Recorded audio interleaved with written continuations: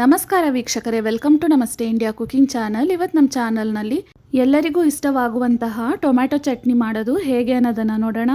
3/4 kg ನಾಟಿ tomato, ದೊಡ್ಡ ಸೈಜ್ನ 2 ಈರುಳ್ಳಿ, 2 ಬೆಳ್ಳುಳ್ಳಿ, 1 ಇಂಚಷ್ಟು ಶುಂಠಿಯನ್ನು ತೊಳೆದು ಈ ರೀತಿ ಕಟ್ ಮಾಡಿ ಇಟ್ಕೊಂಡಿದ್ದೀನಿ. ಒಂದು ಕಡಾಯಿನಲ್ಲಿ 2 ಚಿಕ್ಕ ಸೌಟಷ್ಟು ಎಣ್ಣೆ, ಇದರಲ್ಲಿ 1 ಟೇಬಲ್ ಸ್ಪೂನ್ ಉದ್ದಿನ ಬೇಳೆ, 1 ಟೇಬಲ್ ಸ್ಪೂನ್ ಕಡಲೆಬೇಳೆಯನ್ನು ಹಾಕಿ ರೋಸ್ಟ್ ಆದಮೇಲೆ 10 ಗುಂಟೂರು ಒಣಮೆಣಸಿನಕಾಯಿ, ಬೆಳ್ಳುಳ್ಳಿ, ಶುಂಠಿ ಮತ್ತು ಈರುಳ್ಳಿಯನ್ನು ಹಾಕ್ತಾ ಇದ್ದೀನಿ. ಈರುಳ್ಳಿಯನ್ನು ಸ್ವಲ್ಪ ಬಾಡಿಸಿದ್ಮೇಲೆ 1 ಕಡ್ಡಿ ಕರಿಬೇವಿನ ಸೊಪ್ಪು, 1 ಮುಷ್ಟಿಯಷ್ಟು ಕೊತ್ತಂಬರಿ ಸೊಪ್ಪು, 4 ರಿಂದ 5 ಕಡ್ಡಿ ಪುದೀನ ಸೊಪ್ಪನ್ನು ಹಾಕಿ ಬಾಡಿಸ್ಕೊಬೇಕು.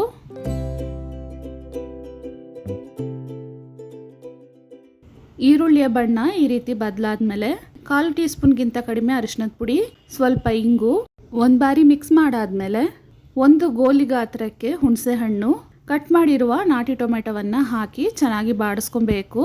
ನಾನು ಜಾಸ್ತಿ ಪ್ರಮಾಣದಲ್ಲಿ ಟೊಮೆಟೊ ಚಟ್ನಿಯನ್ನು ಮಾಡ್ತಾ ಇದ್ದೀನಿ. ನಿಮಗೆ ಕಡಿಮೆ ಬೇಕಂದರೆ ನಾನು ಹೇಳಿರುವ ಅಳತೆಗಳಲ್ಲಿ ಅರ್ಧವನ್ನು ತಗೊಳ್ಳಿ. ಟೊಮೆಟೊ ಚೆನ್ನಾಗಿ ಮೆತ್ತಗಾಗಿ ಅದರ ಸಿಪ್ಪೆ ಸುಳ್ಕೊಂಡು ಸಪ್ರೇಟ್ ಆಗೋವರೆಗೂ ಇದನ್ನು ಬಾಡಿಸ್ತಿರ್ಬೇಕು.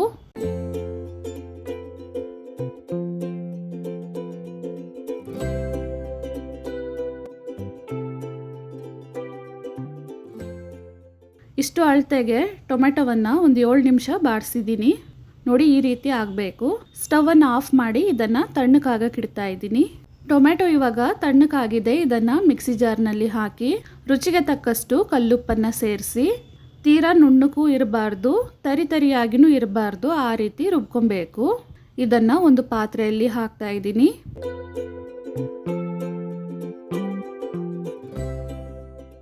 ಇದಕ್ಕೆ ಒಗ್ಗರಣೆಯನ್ನು ಮಾಡ್ಕೊಳ್ಳೋಣ.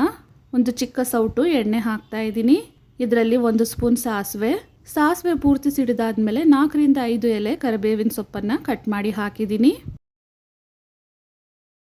ಕರಿಬೇವಿನ ಸೊಪ್ಪು ಈ ರೀತಿ ರೋಸ್ಟ್ ಆದಮೇಲೆ ಈ ಒಗ್ಗರಣೆಯನ್ನು ಚಟ್ನಿಯಲ್ಲಿ ಹಾಕಿ ಮಿಕ್ಸ್ ಮಾಡ್ಕೊಬೇಕು. ತುಂಬಾ ರುಚಿಯಾದ, ಎಲ್ಲರಿಗೂ ಇಷ್ಟವಾಗುವಂತಹ ಟೊಮೆಟೊ ಚಟ್ನಿ ಇವಾಗ ರೆಡಿಯಾಗಿದೆ. ಈ ಚಟ್ನಿಯನ್ನು ಇಡ್ಲಿ, ದೋಸೆ, ಚಪಾತಿ, ಯಾವುದೇ ರೊಟ್ಟಿ ಜೊತೆಗೆ, ಮುದ್ದೆ ಮತ್ತು ಬಿಳಿ ಅನ್ನದಲ್ಲೂ ಮಿಕ್ಸ್ ಮಾಡಿ ತಿನ್ಬೋದು. ತುಂಬಾ ರುಚಿಯಾಗಿರುತ್ತೆ. ವೀಕ್ಷಕರೇ, ಈ ವಿಡಿಯೋ ನಿಮಗೆ ಇಷ್ಟ ಆಗಿದ್ದರೆ ನಮ್ಮ ಚಾನಲನ್ನು ಲೈಕ್ ಮಾಡಿ, ಸಬ್ಸ್ಕ್ರೈಬ್ ಮಾಡೋದನ್ನು ಮರೆಯಬೇಡಿ. ಧನ್ಯವಾದಗಳು.